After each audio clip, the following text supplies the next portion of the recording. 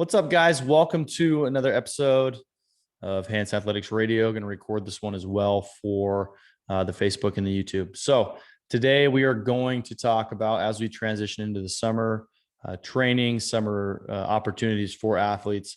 We're going to talk about conditioning tests, training protocols, how to kind of approach one for your team, and kind of cover where you might be going wrong. So first off, we want to talk about the SAID principle for the coaches out there listening, the parents out there listening that are in charge of this. And that principle, the SAID principle, if you don't know what it stands for, it's specific adaptation to imposed demand.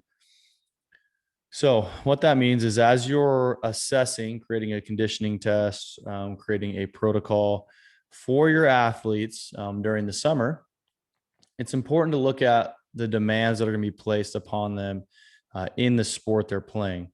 So this is going to do a couple of things. It's going to potentially change the way you approach how you train them, but also there may be different tests or different needs for the players based on position.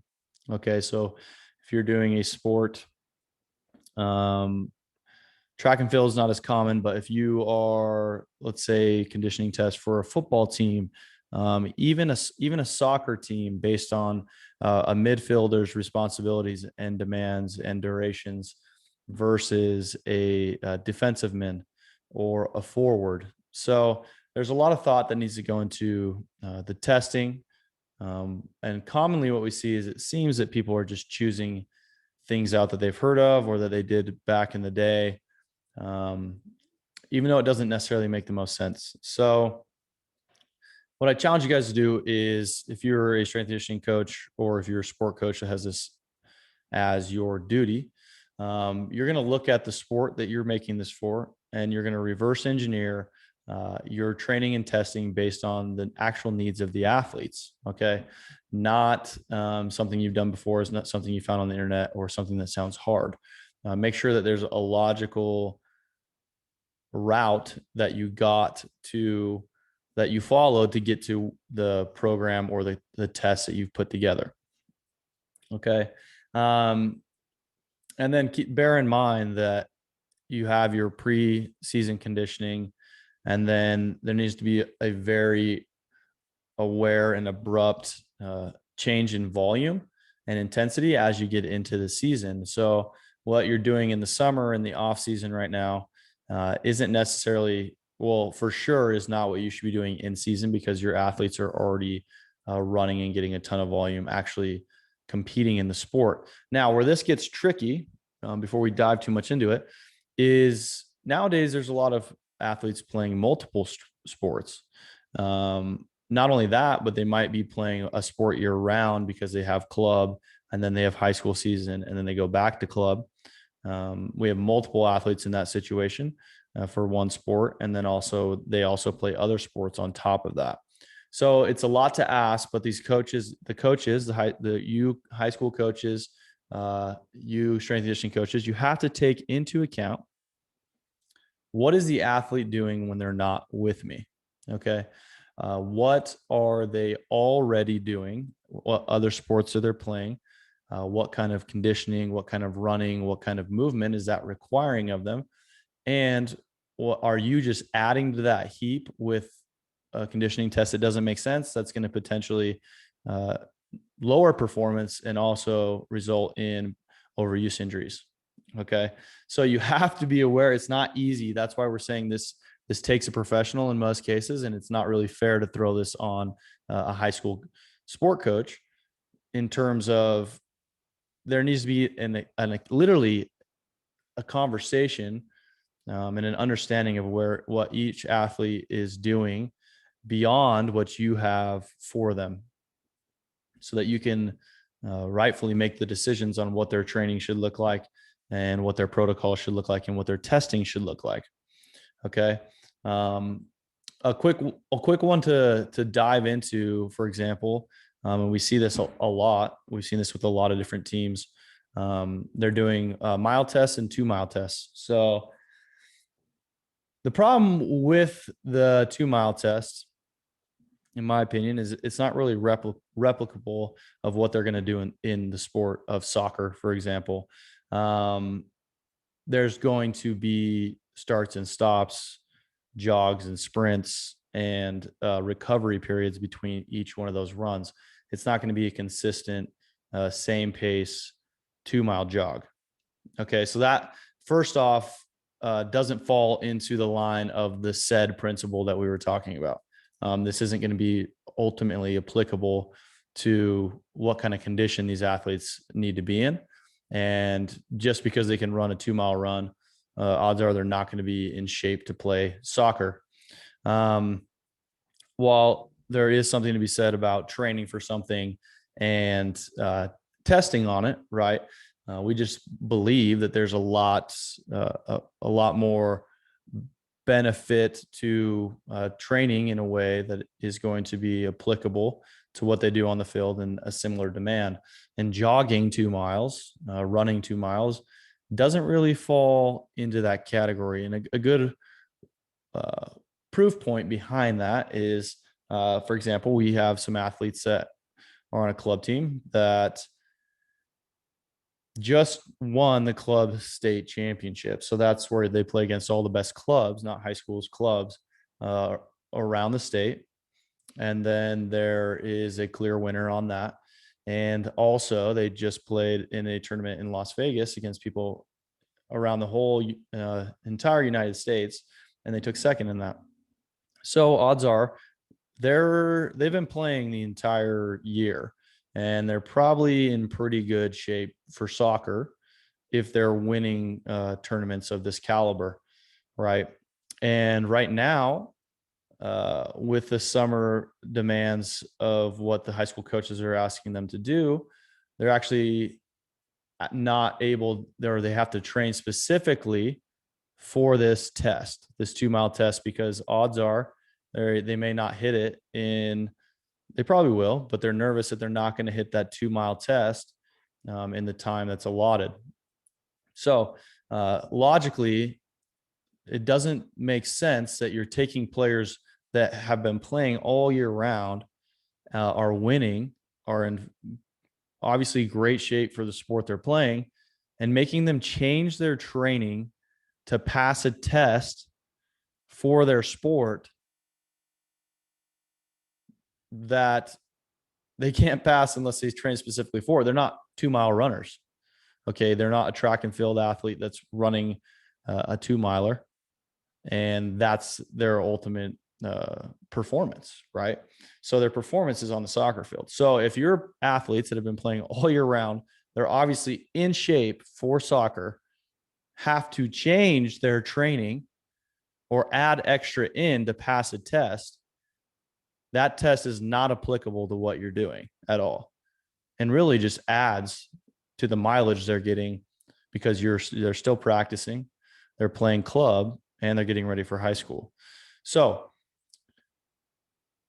point made there in terms of let's make sure that the testing that we put in front of them is applicable to their sport, because if you can't logically reverse it back to what they do on the field, then it doesn't make sense. Now, somebody will say, well, they jog around on the field. Go watch a soccer game.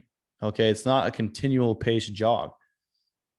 That's all I'm going to say. Go watch a soccer game, pay attention to the movement they're doing, pay attention to the spans of time that they're working and resting. And it becomes very apparent that it's not applicable to do a 2-mile or even really a 1-mile test run. Okay. It's just an easy thing to put out there. Number 2, you need to look at the level of your athletes. So there's going to be a wide array in high school sports of athletes. You're going to have people, like I said, they've been playing all year round on a club, and you're going to have people that are just showing up to play. They might even just play that one sport. They haven't done anything all year, and now they're just showing up to start the soccer season and the summer training. Okay. So as much as we hate to split athletes up in society today, that needs to happen, because you have athletes that are highly conditioned and highly trained, and you have athletes that are not. So pairing them together is going to be a disservice for both groups. You're going to disservice the ones that haven't been, because they're probably going to be overtrained, They're not going to be able to keep up. They're going to feel unmotivated at that point, and likely run into some injuries because they're deconditioned. And your athletes that are conditioned are going to be held back because the group is not able to complete the things that potentially they could if they had a more advanced or separate grouping. Okay. And number 3 is going to be that doing more. So running more, running them, doing miles, putting miles in, testing for that. Odds are that 90, let's say 80% of the athletes you have fairly poor running mechanics. So getting them, spending the time rather, instead of doing a mile run or running and conditioning them, taking the time to work on running mechanics, teaching them how to run, slowly progressing them up. That's going to be more beneficial than getting them in shape. Okay. So teaching them these skills, speed and running as a skill, is much more important than getting them in shape, because all you're going to do is take these athletes with poor movement and add volume on top of that. And most coaches understand that by taking someone with poor movement and not great movement patterns and adding more leads to injury. Okay, you're going to get overuse injuries. You're going to have injuries that can end seasons. You're going to get shin splints. You're going to get all kinds of different nagging injuries, knee pain, hip pain, back pain, because you're loading a poor movement over and over and over again, rather than teaching and learning how to do these movements in a better way. And as crazy as it sounds, most people are very, very, very poor runners, very poor, and then get away with it for a while. But when you're adding all that volume, at some point it's going to break, even if it's not while they're under your care. Down the road, get to college, whatever. We don't want to end up with broken people. So poor movement, more volume is not the answer. The answer is improving movement. Like, I would rather see a team go into a season understanding how to run well and has had a lot of coaching on that side of the realm, and they're a little bit out of shape, than a team that's really in shape and is just set to burn out by the middle of the season with a bunch of injuries. And then lastly, let's talk about a couple concepts. First being the idea of peaking your team and the timing of what you're doing. Again, take into account, you need to be aware that some of these people have been playing all year long. So testing them the same as what you're testing your new people doesn't make sense as well. But let's talk about peaking, timing. Oftentimes I see people or coaches talking about that they want their team in shape for the sport. So sport shape by game 1. So I've played the sports for a very, very long time. I've coached a lot of athletes. And what I'll tell you is, no matter how much running you do, no matter what kind of training we do in here, there's always going to be a different stimulus when they get on the field. Okay. So having that open loop, having the adrenaline, having the competition, it's going to a whole different experience. So you can't simulate that really in the gym. So, or really even in practice, it's going to be to a degree you can. Like, if you have athletes that will get after it and play as hard as they do against each other that they do other teams, then potentially you can argue that point. But once you get out on the field, it's going to be different, and heart rates are going to be elevated. Again, adrenaline is going to play a factor, and they're never really going to be in sport shape, no matter how good a shape they are that first game. And they don't need to be. That's not the point. The point is that they peak out over the season to where, when it really matters, they're in the best shape they can possibly be in. They've been playing the sport, so they're in good shape to participate in the sport, and they haven't overtrained and have overuse injuries. So you have a healthy team. So if you can come into the end of the season with a healthy team, and that's going to be more important than having the best conditioned team, because that conditioning is naturally going to happen over the season as you play. And then that's going to allow you to spend more time in practice on your skill and technique and game plan and the actual sport, because you're expecting them, as they play in real time and full-time speed, they are going to get in better shape. Okay. And again, think back. A lot of these athletes have been doing this all year round. They've been playing. So those guys are already in great shape for soccer. And we're just using soccer for an example. So it's taking steps backward to train them for something that doesn't actually make sense with the sport, first off, and you're just adding a bunch of volume that they don't need because they're already in shape to play the sport. So again, think about it as your team will not, no matter what you do, be in the shape that you want them to be on the first game. In the first game, that's not going to happen. They're going to get in shape to play the sport by playing the sport. You're practicing, they are playing games, and then they peak towards the end. You've dropped the volume and intensity of your training throughout. As the season has ramped up, you're dropping your volume and intensity of conditioning in practice. You're not conditioning them to punish them. You're not having them show up without their cleats just to run. That's pointless. Okay. And it's really detrimental to the athletes. And also it's kind of not giving them the opportunity to learn the things that they need to learn in terms of the sport itself. So all those things need to be taken into account when putting together a testing protocol or adding conditioning in during the season, because these things matter and they're often overlooked. And there's just a lack of knowing what to do. But what I would say to you, if you were listening to this and you're a coach, a high school coach, strength and conditioning coach, and you're in charge of somebody during the season, at that point, when they're full ramped up in their sport, they're in the middle of the season, they're going to be getting in shape by playing. So less is more. Picking the stuff that's going to make the biggest difference is important. Your practices should be likely a majority of working on the skill of soccer, the skill of the sport, game time situations, stuff like that. Adding conditioning at that point is just detrimental and just ticking that clock of the mileage and the more risk towards injury. Okay. So be smart about that. If you want to run summer conditioning to get them in shape, again, you're never going to get them in game ready shape by the first day or by the game. They're going to get in game ready shape by playing games.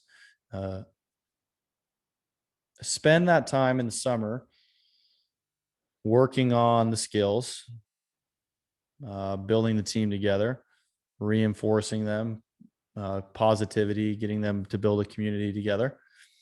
And then if you want to do testing, so that's fine, but make sure that testing makes sense for the sport they're playing. So, for example, building up over time for like a soccer team, building up over time, if you want to do a general one, towards interval runs. So shorter runs, the duration could be anywhere between, for your training, even if we'll work on both ends of the spectrum, but 20 to 30 yard sprints all the way up to potentially 100-yard sprints. Over time, you give them a longer rest ratio. So you started out, let's say, we're going to run a 5 50-meter sprints, 50-yard sprints, and we were going to rest a 4-to-1 ratio. So whatever time it takes them to run that first run, or whatever time cap you give them, you're going to let them rest 4 times out. Okay. And then throughout the summer, you're going to build that. You're going to take the rest down. And as the rest goes down, you know that their conditioning and ability to recover is getting better, which is going to be important in soccer. So the ability to sprint, make a play, steal the ball, drive the ball, pass it, shoot, whatever, the faster that they can get their heart rate back down and recover between those attempts, the more conditioned they are and the ability they have to make repeatable great efforts on the field. So at least testing in a protocol, testing in that way is going to provide you with better results. Athletes that look better on the field, they're going to be more conditioned to actually play the sport of soccer. And it's a good way to test them. So you can just drop the rest times. You can play with different intervals or different distances. So if we're doing more of a speed development acceleration, then you're going to be shorter sprints, 20 to 40, 50 yards. And you're going to give them unlimited rest because we're going to practice running fast. Okay. We're not going to practice. What really irks me is when people don't give the rest periods. Okay. So cool. You made them do a 40-yard sprint. Maybe the first one was fast, but now they only rested 20 seconds. They're not going to be able to give you 100% effort. And in turn, they're not going to learn how to run or get faster because they're not giving 100% effort because the battery is only so full. So you have to let them recharge as much as possible. A good way to do that, if you really want to dive into it and know when enough is enough, is keep time of their sprints and what they're completing them in. And once they fall off a certain range, so have a predetermined range of, okay, once, let's say your best sprint was 10 seconds. Once you are unable to complete it in 14 seconds, you're done. Okay. So once they've fallen off so much, you know that they're not able to give a full effort, and then you're not really training speed anymore. You're just running them into the ground. Okay. Which maybe there's days for that. If you think that that's what's going to cause mental toughness, it's a little old school and not really what we believe in. But if that's what you want, mental toughness, there might be some days that you could do that. Okay. But then your conditioning days. So the longer runs, 60 to 120 yards, whatever you want to choose out.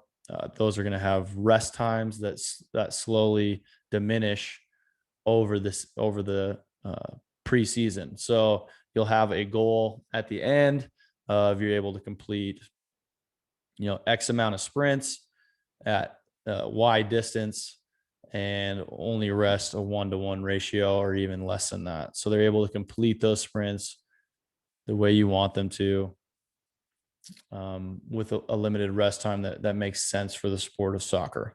Okay. So that's a way to look at it in an actual direction on how you can make these protocols or do this. And that would be more beneficial than what we see a lot of. And I just want to share this information with you guys so you can make those decisions. What's been cool is we've had a lot of teams offload their strength and conditioning to us for the summer, which is really awesome. I think if you're listening in your area, you have a local professional you trust that can do that, definitely do that. Hire a professional. Okay. But again, be aware that their job, when they show up of day one of the game, don't expect your athletes to be in, like, it's going to be taxing. It's going to be hard. They're not going to be in perfect condition to play the sport because they get that conditioning from playing the sport. And you would probably be peaking way too early if they came into the first game and had no problem with it and were in the best shape of their life, because by the end of the season, they're going to be run down. And odds are you're going to have some injuries creep up. Performance can be down. I've seen it a ton where teams play the best at the beginning of the season. They fall apart at the end. Okay. This is a factor in that. Okay. There's a lot of other things that can play into that, but this is a factor in that. So it's worth talking about if you're really trying to maximize your team, do your job, like really get after your job as a coach. These are some things that you can think about to kind of push you in the right direction. Okay. So if any of you guys have questions, feel free to send them over, connect with us on any platform by the name of HansenAthletics, and shoot questions over, share this with your friends, subscribe to the podcast, subscribe to the YouTube. I appreciate you guys. Have a great day. Hopefully, again, that gives you some objective feedback on how you can attack this rather than just telling you you're doing it wrong. And Thank you for the continued support. Have a good one, guys.